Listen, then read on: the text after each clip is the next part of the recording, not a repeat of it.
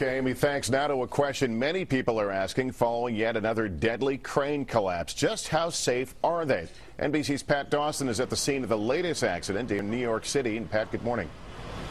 Good morning, Lester. This morning, hundreds of residents of this damaged building behind me are still waiting to get back into their homes. As you can see, the cab that came off the crane came right down the side, ripping off balconies as it went. Those people still consider themselves very lucky not to have been hurt. And New York City is left to figure out just why 2 cranes have collapsed in less than 3 months. The dramatic collapse of a 200-foot crane has left New Yorkers wondering about the safety of hundreds of cranes which tower over the city. After a deadly collapse in March which killed 7 and crushed an entire building, city officials here stepped up inspections and tightened enforcement at construction sites. The 2 crane collapses in a short period of time look like a pattern, but there's no reason to think that there's any real connection.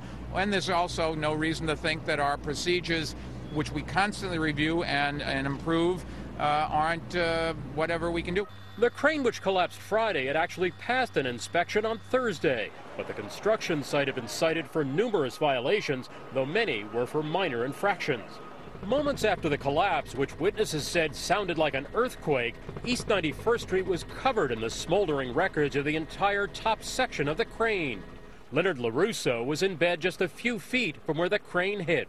Over the months, we were watching this saying, wow, this is huge. If this thing comes down, it's coming through our apartment. And this morning it did. LaRusso's balcony was sheared right off the building. Though a number of apartments were badly damaged, no residents were hurt. Still, with 3 fatal crane accidents in recent weeks, a collapse in Miami in late March killed 2, there are questions about how well government is regulating high-rise building. The thing that's happening is regulators are slow to move.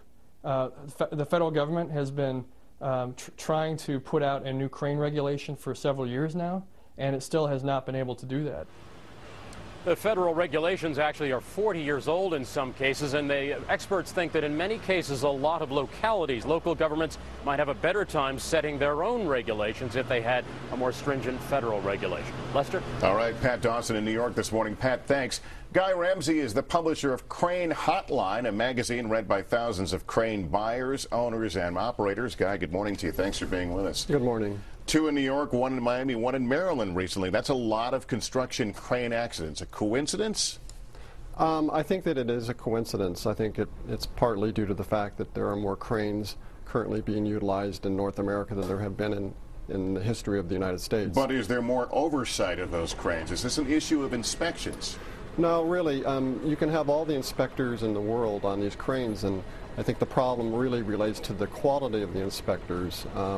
While I don't believe that crane inspectors are the answer to the problem, if you're going to have crane inspectors on these job sites looking at cranes, they need to be certified and they need to be qualified. And so the idea of having a city building inspector as kind of a catch-all person may not be the best thing for this kind of equipment. Absolutely.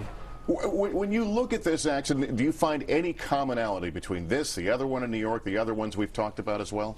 I don't think that you can draw any conclusions that these are common. I think that while they on the surface may appear to be, I don't think that they will ultimately be discovered to be common. I don't think there's any common thread from a structural standpoint.